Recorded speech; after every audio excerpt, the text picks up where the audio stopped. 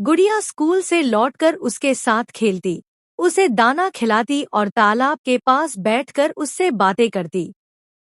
धवल भी बच्चों की बातों को ध्यान से सुनता और अपनी गर्दन हिलाकर जैसे जवाब देता।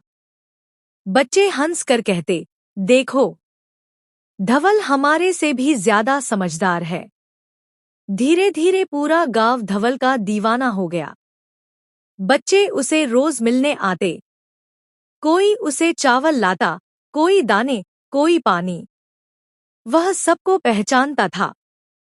एक दिन गांव का एक शरारती बच्चा, मटुक, ने धवल के सामने पत्थर फेंक दिया। उसे लगा कि मजाक होगा। लेकिन जैसे ही किशनलाल ने यह देखा, वे मटुक के पास पहुंचे और बोले, बेटा, जानवर भी हमारी तरह ही होते हैं। इन्हें भी दर्द होता है, डर लगता है। अगर तुम इन्हें प्यार दोगे, तो ये तुमसे भी ज्यादा प्यार देंगे। मटुक को अपनी गलती समझ आ गई। उसने धवल के सामने हाथ जोड़कर कहा, माफ करना दोस्त, मैं फिर कभी ऐसा नहीं करूंगा। धवल ने अपनी चोंच से धीरे से मटुक का हाथ छुआ, जैसे कह रहा हो, कोई बात नहीं। बड़ी समस्या, जंगल के लोमड़ी का खतरा। गांव के पास एक घना जंगल था। उस जंगल में एक चालाक लोमड़ी रहती थी। उसका नाम था लाली। वह गांव के मुर्गे बत्तख का शिकार करने आती रहती थी। जब लाली को पता चला कि गांव में एक सुंदर, मोटा और समझदार हंस है, तो उसके मन में लालच जाग गया। उसने सोचा, अगर मैं उस धवल को पकड़ लूं, तो कई दिन तक दावत होगी। लेकिन धवल भी कोई साधारण हंस नहीं था। वह बहुत तेज और चौकन्ना था। उससे दोस्ती करना आसान था, मगर उसे पकड़ना मुश्किल।